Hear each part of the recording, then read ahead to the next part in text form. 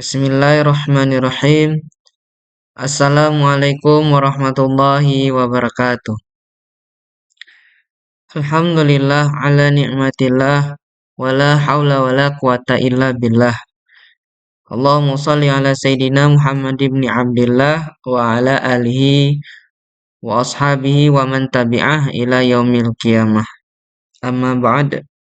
Teman-teman yang kami hormati, yang kami sayangi, marilah kita sama-sama bersyukur kepada Allah Subhanahu wa taala yang telah memberikan kita nikmat yang begitu banyak sehingga kita dapat merasakan kemajuan teknologi informasi dan pengetahuan yang kita rasakan saat ini.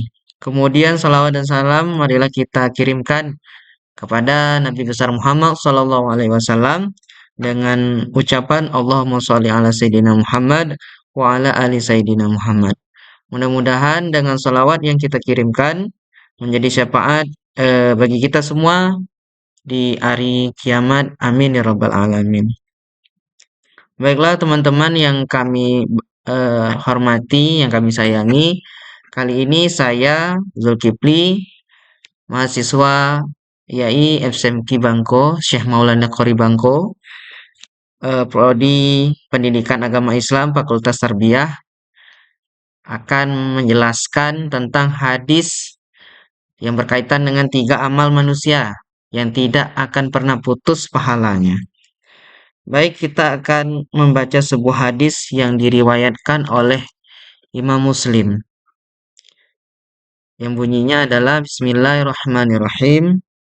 Qala Rasul sallallahu alaihi wasallam, "Iza mata ibnu Adam, in qata'a amaluhu illa min salasin. Shadaqatin jariyatin aw ilmin yuntafa'u bih aw waladin sholihin yad'ulah." Rawahu Muslim. Yang artinya adalah apabila anak Adam atau manusia telah meninggal dunia, maka terputuslah segala amal darinya, kecuali 3 perkara, yaitu sedekah jariah, sedekah yang pahalanya terus mengalir, ilmu yang bermanfaat, atau anak soleh yang selalu mendoakannya. Hadis ini diriwayatkan oleh Imam Muslim nomor 1631. Dapat kita tarik kesimpulan bahwa ada 3 amal yang perlu kita garis bawahi, yaitu pertama sedekah jariah. Sedekah jariah adalah sebagaimana kita ketahui bahwa sedekah itu kan memberikan sesuatu kepada orang lain ataupun kelompok dengan niat bersih, hanya mengharapkan ridha Allah Subhanahu wa taala tanpa ada niat lain yang terselubung di dalamnya. Jariah ini artinya adalah tidak terputus padilahnya. Amal itu kan ada ganjaran. Jadi ganjaran dari sedekah ini akan terus menerus. Nah, itu namanya sedekah jariah. Kita bersedekah, pahalanya akan terus mengalir sampai kita dibangkitkan oleh Allah Subhanahu wa taala di hari kiamat nanti.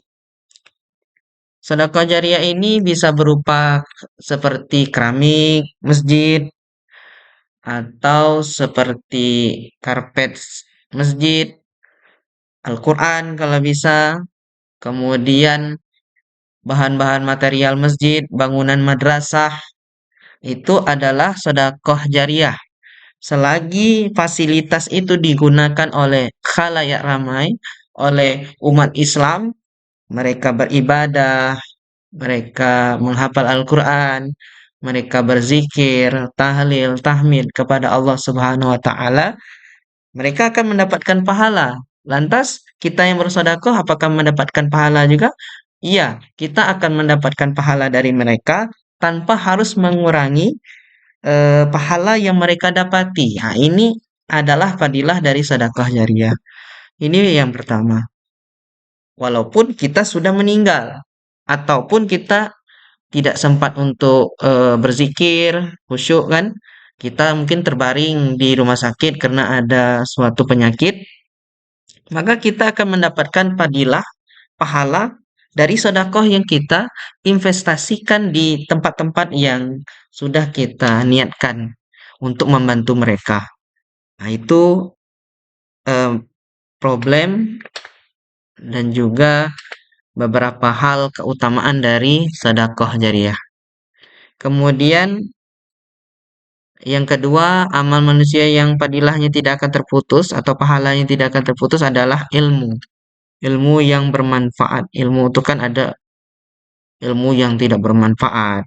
Ada ilmu yang bermanfaat. Ini ilmu yang bermanfaat. Ketika kita mempelajari sebuah ilmu pengetahuan yang bermanfaat bagi orang lain, baik itu sifatnya duniawi ataupun ukhrawi, mereka bisa mendapatkan suatu kebermanfaatan, maka kita akan mendapatkan pahala karena kita membantu mereka dalam menjalankan kehidupan sehari-hari. Misal, dalam urusan dunia, kita mengajari mereka membaca Al-Fatihah. Bismillahirrahmanirrahim. Alhamdulillahirabbil alamin. Sampai waladhdallin. Itu apabila Al-Fatihah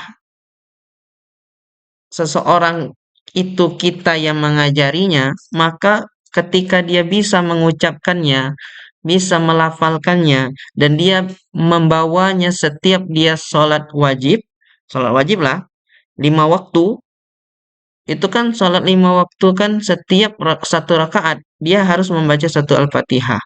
Bayangkan 17 rakaat dalam sehari, dia membaca surah Al-Fatihah sebanyak 17 kali. Maka kita akan mendapatkan fadilah ilmu dari apa yang kita ajarkan. Bismillahirrahmanirrahim. Satu huruf itu kan diganjar dengan 10. Maka insya Allah kita akan mendapatkan pahalanya juga dari setiap huruf yang mereka lantunkan. Dan ilmu yang mereka dapati itu kan bersumber dari kita. Dan kita juga mendapatinya dari guru-guru kita. Maka guru-guru kita akan mendapati pahalanya juga yang serupa. Ketika ilmu tersebut diamalkan oleh murid generasi pertama, maka kita akan mendapat pahala. Apabila murid kita itu memberikan lagi pelajaran kepada muridnya, maka kita akan mendapatkan lagi. Maka itu akan bercabang-cabang, maka pahala pun kita mendapatnya berganda-ganda. Itu terkait dengan ilmu yang bermanfaat. Kemudian doa anak soleh yang mendoakan kedua orang tuanya. Apabila kita diamanahkan oleh Allah Subhanahu wa Ta'ala, kita didik anak tersebut dengan didikan yang baik, dengan memberikan dia bekal-bekal akhirat tanpa mengurangi ataupun melupakan ilmu-ilmu yang ada di dunia. Selagi anak itu sudah kita jaga sekuat mampu kita, dan kita sudah bekali mereka dengan pengetahuan agama, maka insya Allah anak tersebut akan selalu mendoakan kita, akan mengingat kita di dalam salatnya, di dalam perjalanannya. Mereka akan berdoa seperti Allah maghfirli wali walidayya warhamhuma kama rabbayani shaghira. Ya Allah, ampunilah dosaku, dosa kedua orang tuaku, ke dosa kedua orang tuaku. Padahal dia berdoa itu sebenarnya kan untuk dia. Cuman dia khususkan untuk kedua orang tuanya yang sudah memperjuangkan